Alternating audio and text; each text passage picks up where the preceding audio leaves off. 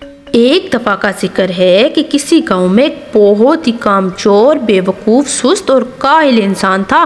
اسے تو بس ایک ہی کام آتا تھا، دن بھر خیالی پلاؤ پکانا اور شیخی مارتے رہنا۔ جہاں چند لوگوں کو اکٹھے بیٹھے دیکھتا، ان کے قریب جا کر خود بھی بیٹھ جاتا اور بات کرنے کا موقع دیے بغیر اپنے جھوٹے سچے کارنامے فور سنانے لگتا۔ کبھی سناتا کہ کیسے اس کے دادا پردادا انگریز کے زمانے میں توپیں بنایا کرتے تھے، تو کبھی یہ کہ یہاں گاؤں آنے سے پہلے وہ ایک جگہ کا نواب تھا۔ اس کی اس عادت سے گاؤں کے لوگ بہت زیادہ تنگ تھے اور اس کا نام شیخ چلی رکھ دیا۔ وہ نام کی طرح بڑے بڑے خیالی منصوبے بناتا، لیکن کسی پر بھی عمل نہیں کرتا تھا۔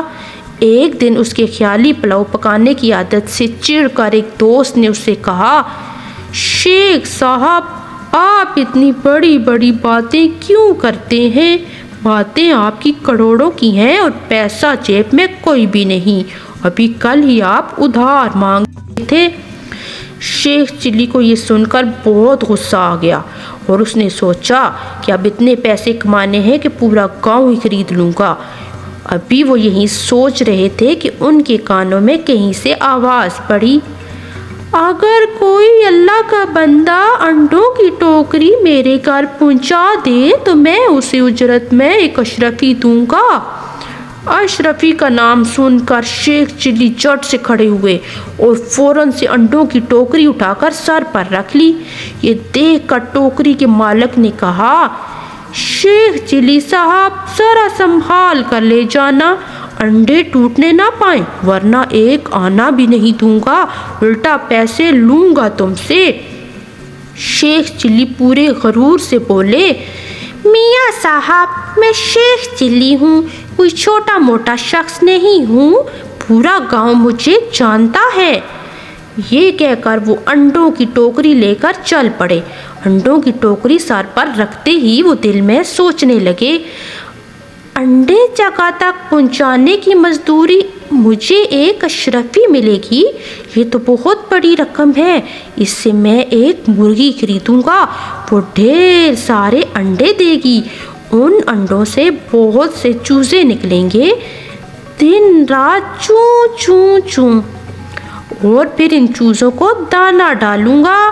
ہاں، جب وہ بڑے ہو جائیں گے اور مرغیاں بن جائیں گی تو میں ان ڈھیر ساری مرغیوں کو شہر بیچ کر آؤں گا اور ان پیسے سے لوں گا ایک موٹی تازی بکری۔ پھر وہ بکری ننھے منھے پیارے 2 3 4 بچے دے گی۔ بکری کے بچے بیچ کر 2 عدد موٹی تازی گائے لوں گا، پھر وہ گائے دیں گی اور بچے۔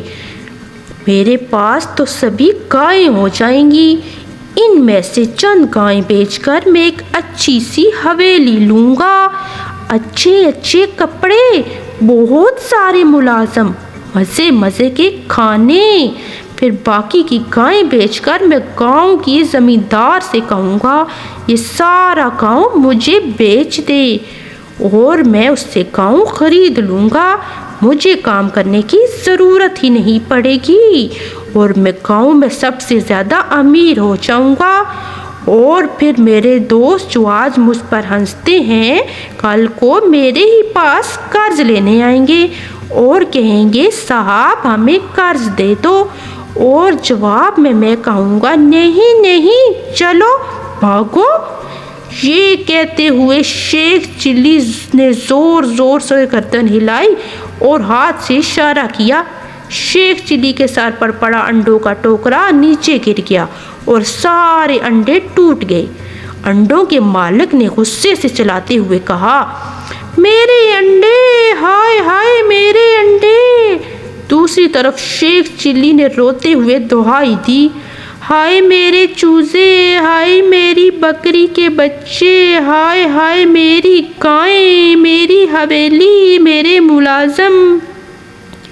دونوں کا شور شرابہ سن کر لوگ جمع ہو گئے اور شیخ چلی کی بات سن کر اس سے کہا، بدھو، انڈوں کے مالک کا تم نے جو نقصان کیا ہے اس کے ذمہ دار تم ہو، اس کا جرمانہ تمہیں دینا پڑے گا۔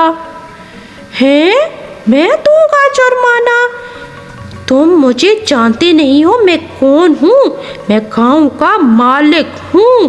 گاؤں کے مالک سے جرمانہ مانگتے ہو؟ میں تمہارا اناج کھانا پینا بند کرا دوں گا۔ دوستو، شیخ چلی ابھی بھی خود کو گاؤں کا مالک ہی سمجھ رہے تھے، حالانکہ وہ تو ان کا خیال تھا۔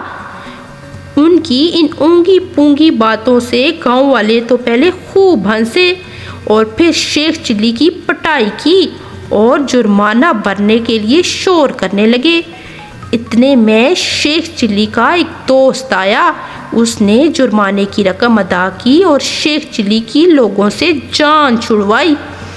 پھر شیخ چلی کو ایک جانب لے جاتے ہوئے بولے، دیکھو شیخو میاں، محنت سے کمایا اصلی کا 100 روپیہ خیالی دنیا کے لاکھوں روپوں سے زیادہ فائدہ مند ہے۔ خیالوں کی دنیا میں رہو گے تو بھوکے مر جاؤ گے۔